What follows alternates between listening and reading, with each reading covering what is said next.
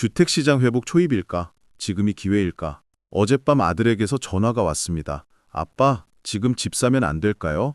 친구들이 다 지금 사야 한다는데요. 전화를 끊고 한참을 고민했습니다. 몇 년 전 높은 가격의 집을 샀다가 손해를 본 기억이 떠올랐습니다. 지금 또 그때처럼 실수하는 건 아닐까요?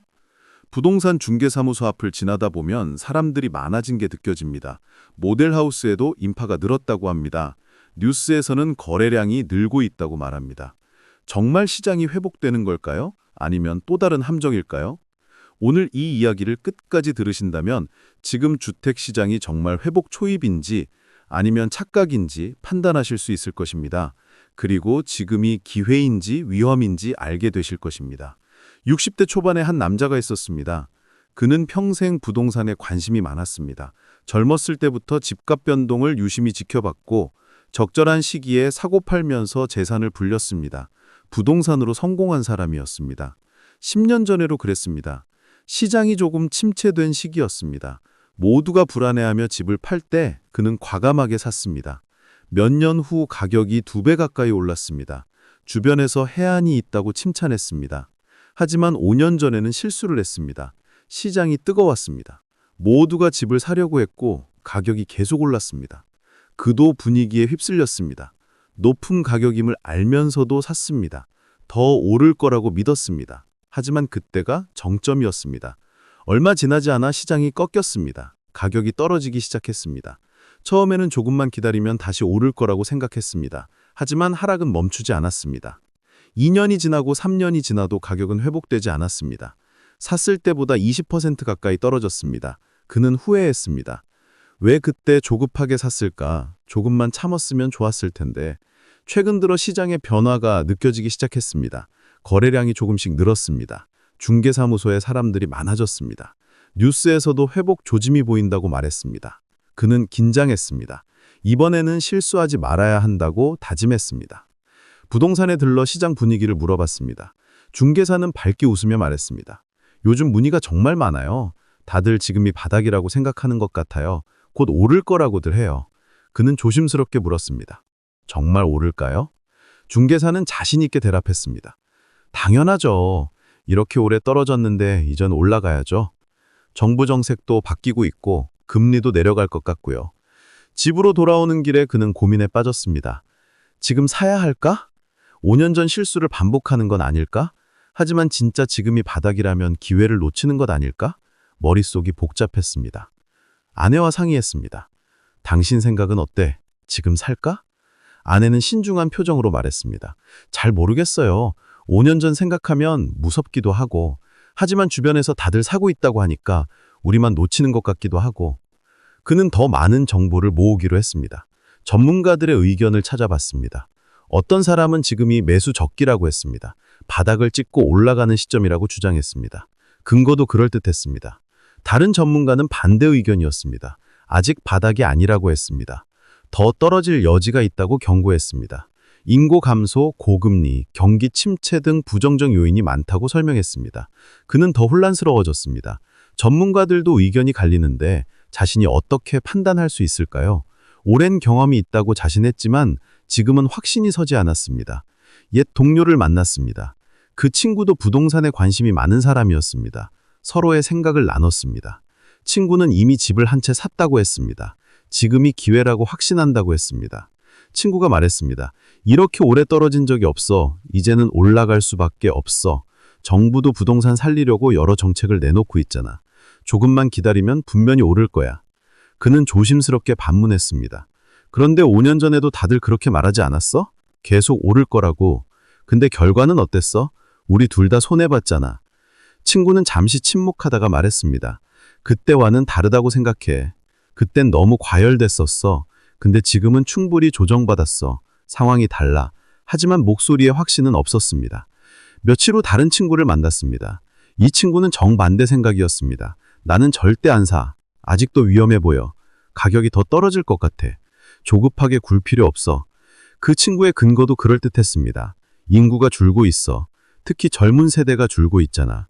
집 살 사람이 점점 없어진다는 거야. 장기적으로 수요가 감소할 수밖에 없어. 게다가 경제도 불안해. 일자리도 줄고 소득도 늘지 않아. 사람들이 집 살 여력이 없어. 지금 거래량이 늘었다고 하지만 속지 마. 절망 매물일 수도 있어. 급하게 팔려는 사람들 때문일 수도 있다고. 그는 두 친구의 상반된 의견 사이에서 갈팡질팡했습니다.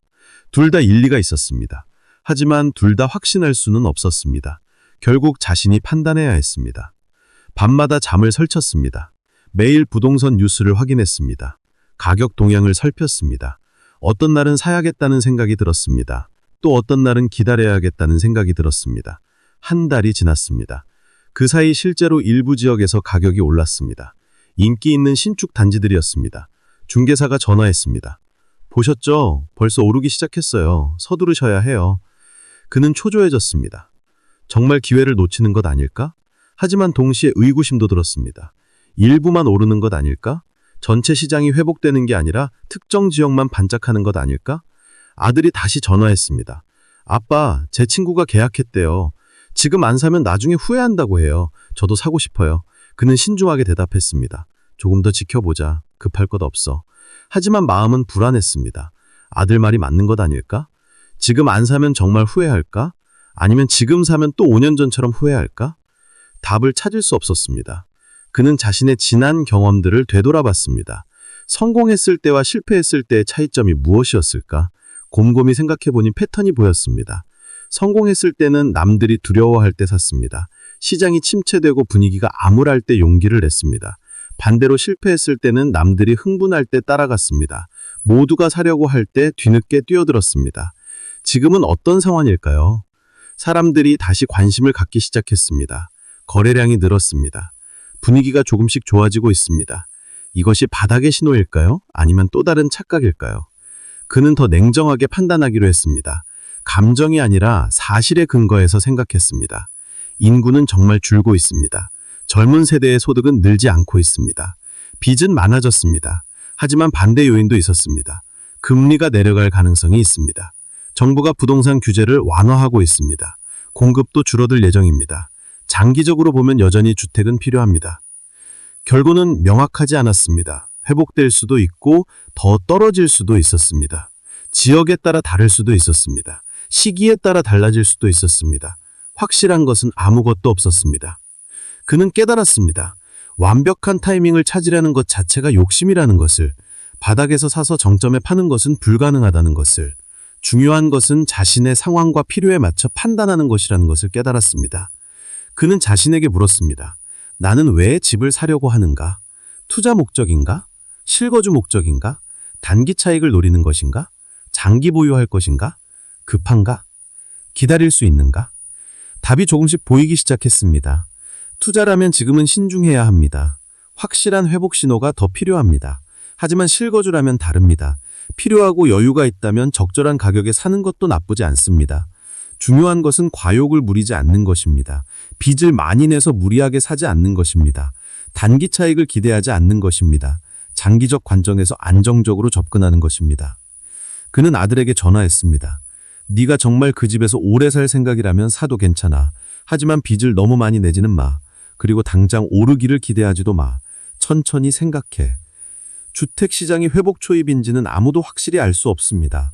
전문가들도 의견이 갈립니다. 과거의 경험도 완벽한 지침이 되지 못합니다. 시장은 예측 불가능합니다. 지금이 기회인지 아닌지도 사람마다 다릅니다. 상황이 다르고 목적이 다르기 때문입니다. 누군가에게는 기회일 수 있고 누군가에게는 위험일 수 있습니다. 중요한 것은 남을 따라가지 않는 것입니다. 분위기에 휩쓸리지 않는 것입니다. 자신의 상황을 냉정하게 판단하고 감당할 수 있는 범위 내에서 결정하는 것입니다. 오늘 이 이야기가 여러분께 도움이 되었기를 바랍니다. 주택시장의 변화를 지켜보되 조급해하지 마십시오. 자신의 필요와 능력에 맞춰 현명하게 판단하십시오. 오늘도 끝까지 시청해 주셔서 진심으로 감사드립니다. 이 영상이 도움이 되셨다면 구독과 좋아요 부탁드립니다. 여러분 모두 현명한 선택으로 안정된 미래를 만들어 가시기를 바랍니다. 감사합니다.